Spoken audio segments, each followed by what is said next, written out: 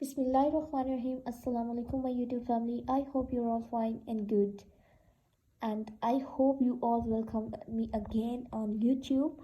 Actually, because of my busy schedule, I did not get engaged with YouTube or anything else. So now I got a little bit time. So I thought that why should not I go back to YouTube. So basically my motto is to tell you all that कि आज का जो है कि board के exam start होंगे हैं होने वाले हैं सॉरी तो अप्रॉक्सीमेटली स्टूडेंट्स जो जाहिर सी बात है 7th क्लास से 8th क्लास में मूव ऑन होते हैं उनके लिए वो न्यू होते हैं सो दे हैव नो आइडिया कि उनको पेपर कैसे अटेम्प्ट करना होता है सो यहाँ पर एक सैम्पल पेपर है मैं इस सैम्पल पेपर के थ्रू बताऊँगी उन तमाम स्टूडेंट्स को जो कि कंफ्यूज है कि उन्होंने पेपर कैसे सॉल्व करना है सो बेसिकली जो साइंस का पेपर होता है वो 100 मार्क्स का होता है जिसमें से 30 मार्क्स जो हैं वो आपके ऑब्जेक्टिव पार्ट के होते हैं जिसमें MCQs ट्रू फॉल्स ब्लैंक्स या कॉलम वगैरह आ सकते हैं उसके बाद जो 70 मार्क्स का है वो सब्जेक्टिव पेपर होता है ठीक है सब्जेक्टिव पार्ट होता है सो सब्जेक्टिव पार्ट में ही स्टूडेंट कंफ्यूज होते हैं या फिर वो इस चीज़ में ही गड़बड़ करते हैं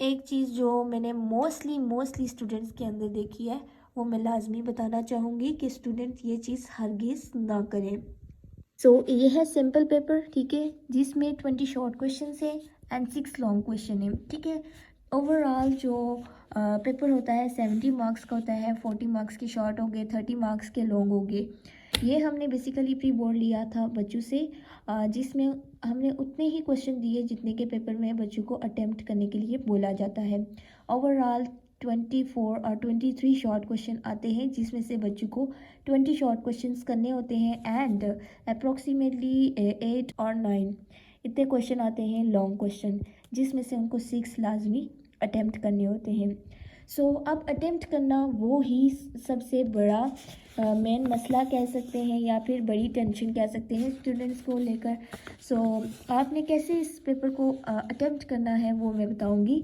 so basically paper presentation matter करती है आपका जो लिखने का तरीका होता है पेपर में वो एग्जामिनर को फैसिनेट करता है सो आप कोशिश करें या आपको कोशिश करनी चाहिए कि आपने जो आपका पेपर होता है उसको कैसे अटेम्प्ट करना है उसको कैसे प्रेजेंट करना है कि एग्जामिनर आपके पेपर को देखकर खुश हो प्लस वो आपके पेपर को देखकर अच्छे से उसको एग्जामिन कर सके एंड उसके बाद आपको अच्छे से उसके मार्क्स दे सके आपका डेटा तो मैटर करता है जो कि आपने सही याद किया होता है लेकिन उसकी प्रेजेंटेशन के बदले आप क्या होते हैं मार खा जाते हैं पर मैं मेरी ही एक स्टूडेंट का पेपर आपके साथ शेयर करूंगी जिसको मैंने जैसा बताया था कि किस तरह पेपर सॉल्व करना है उस हिसाब से उसने किया है तो सबसे पहले उसने क्या किया स्टूडेंट ने सब्जेक्टिव पार्ट की मेन हेडिंग दी यहाँ ऐसे खूबसूरत सा करके आपने क्या करना है सब्जेक्टिव पार्ट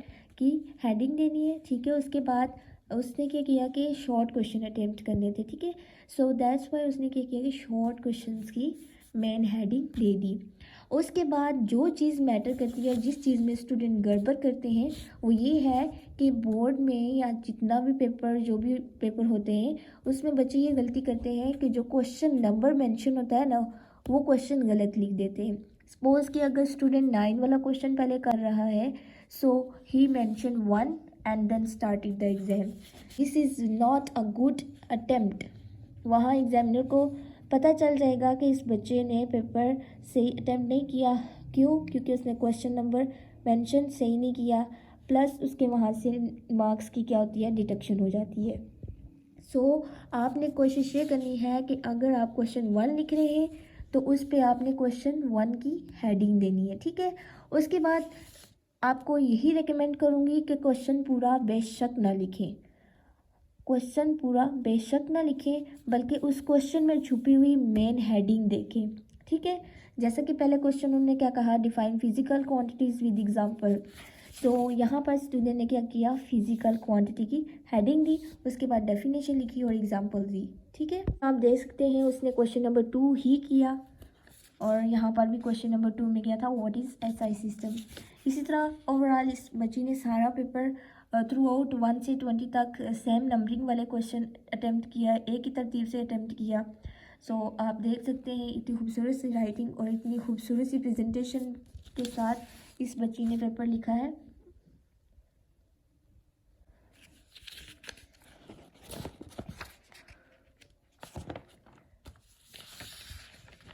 ये देखिए, और हाँ, बोर्ड में आपने ये चीज़ नहीं करनी है, कटिंग नहीं करनी है, इससे भी एग्जामिनर के ऊपर बैड इंप्रेशन पड़ता है।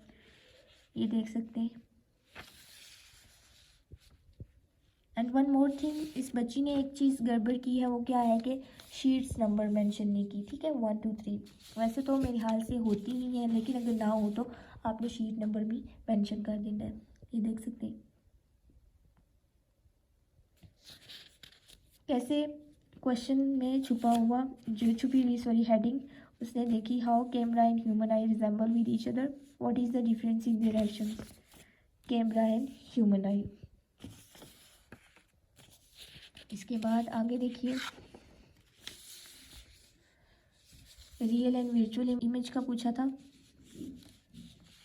पहले उस बच्ची ने डेफिनेशंस लिखी, देन उस क्वेश्चन में उन्होंने एक और चीज़ पूछी थी, what is real and virtual image, why is real image not formed by concave lens. Real image by concave lens, ये वाली हेडिंग दी। This is the good attempt as well. Then dry cell, logic gates, and then electromagnetic induction, NOT gate. One more, मैंने paper check किए हैं, मैंने paper check किए हैं। Mostly बच्चों ने क्या किया, इस NOT गेट को, देखिए यहाँ पर मिस्टेक थी और बच्चों ने भी सेम टू सेम यही लिखी, लेकिन इस बच्ची ने क्या किया, ठीक किया। NOT गेट जितने भी हैं, आपने उन सब का जो नेम है वो कैपिटल बोल्ड लेटर में लिखना होता है, नॉट और एंड नीड। ठीक है, ये सारे गेट आपने कैपिटल लेटर में लिखने। देखिए, लकीर का फ़कीर नहीं बनना चाहिए। आपने याद की होती है ना चीज़, तो आपको याद होनी चाहिए कि क्या चीज़ किस तरह लिखी जाती है। सब बच्चों ने ये मिस्टेक की हुई थी।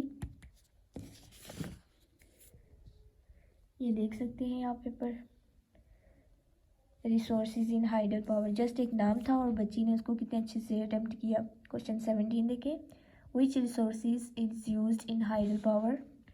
Resources in hydel power.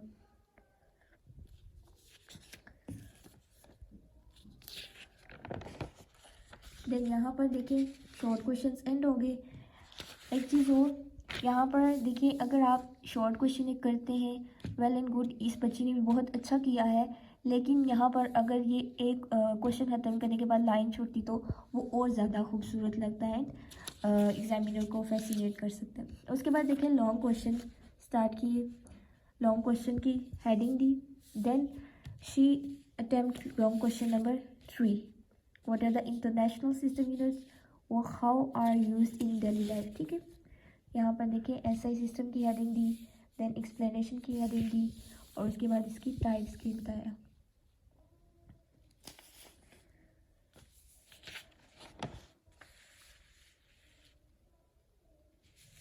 उसके बाद देखिए क्वेश्चन नंबर 4 बच्ची ने अटेम्प्ट किया। इस क्वेश्चन में जो मिस्टेक की है वो मैं बताती हूँ। बाकी heading and explanation well and good. आपने जो डायग्राम होती है ना, ये आपने ब्लू मार्कर से बनानी है। ठीक है, जो डायग्राम्स होती है ना वो आपको बोल्ड करके लिखना होता है। देखिए इस बच्ची ने कितने अच्छे से पेपर अटेम्प्ट किया है, एवरीथिंग। ये देखिए नॉट गेट, एंड गेट, ये सारे बोल्ड लेटर होते हैं। उसके बाद क्वेश्चन नंबर 8 अटेम्प्ट किया है।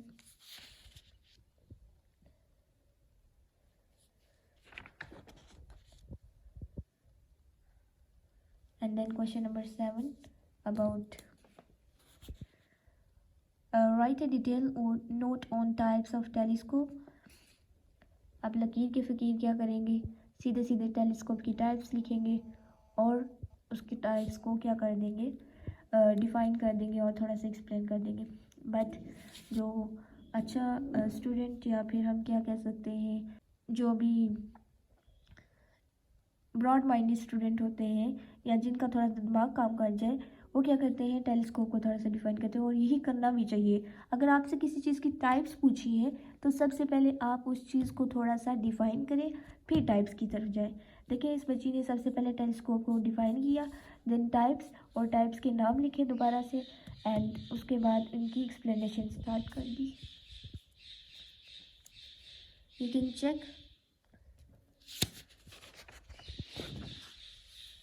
and this is how you have to attempt your paper. Yes, this is the main thing.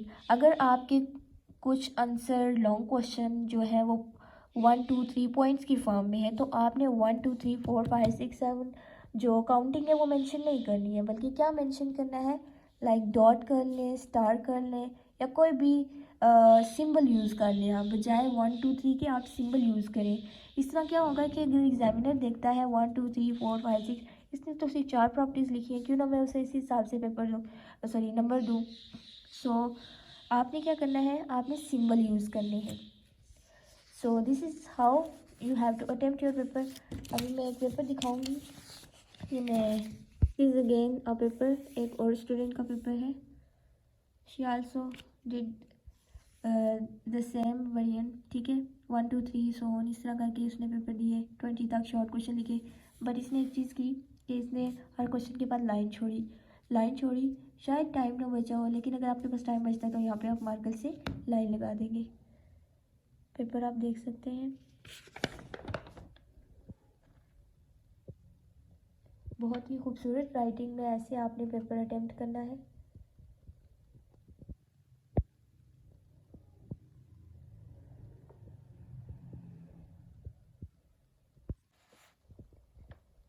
ऐसे ही आपने अच्छे से पेपर अटेम्प्ट करना है।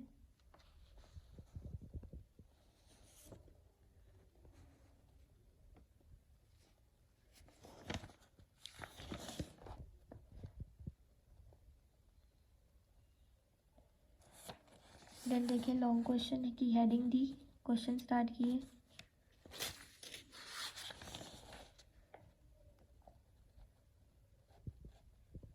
ये देखिए, ये मिस्टेक,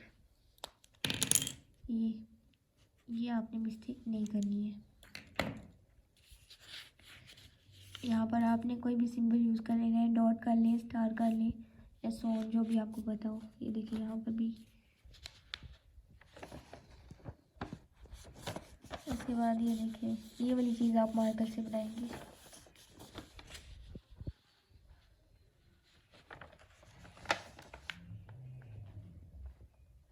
इन पेपर्स, ये देखिए डायग्राम आपने मार्कर से बनानी है।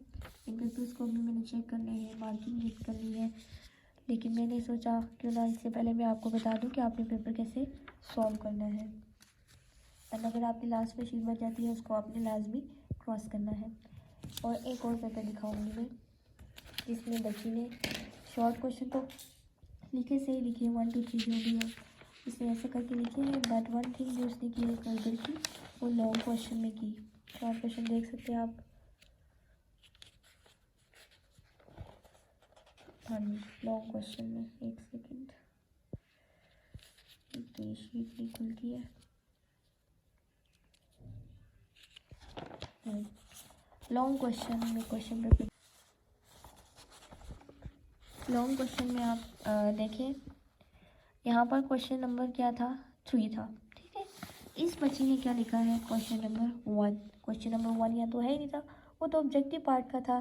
सो ये वाली चीज़ आपने पेपर में हरगिज़ नहीं करनी, ठीक है। क्वेश्चन 1 नहीं लिखना, बल्कि आपने क्या लिखना है, क्वेश्चन नंबर 3। जो आपके पेपर में क्वेश्चन नंबर मेंशन है ना, आपने एग्जैक्टली वही क्वेश्चन नंबर मेंशन करना है। बाकी ओवरऑल राइटिंग आपकी अच्छी होनी चाहिए। हर क्वेश्चन के बाद आपने लाइन छोड़नी है। उसके बाद आपने हेडिंग्स बहुत अच्छे से देनी है। हेडिंग्स के नीचे टाइम मिले तो आपने क्या करना है, लाजमी मार्जिन लाइन लगानी है, क्योंकि क्या आप लास्ट 5 मिनट्स जब ओवरऑल चेकिंग कर रहे होंगे अपने पेपर की थ्रू आउट, तो आपने क्या करना है, मार्जिन लाइन लाजमी हेडिंग के नीचे लगानी है। ये देखिए, इस बच्ची ने इसको मार्कर से लिखा है, इट लुक गुड, आप देख सकते हैं। एज़ कम्पेयर टू जिससे प्रीवियस जो मैंने आपको पेपर दिखाया। ये चीज़ आपने याद रखनी है, ये चीज़ में भी अच्छे से याद रखनी है। सो आई होप फ्रेंड्स आपको मेरी आज की वीडियो अच्छी लगी होगी and you better know how to attempt your paper in a very good way.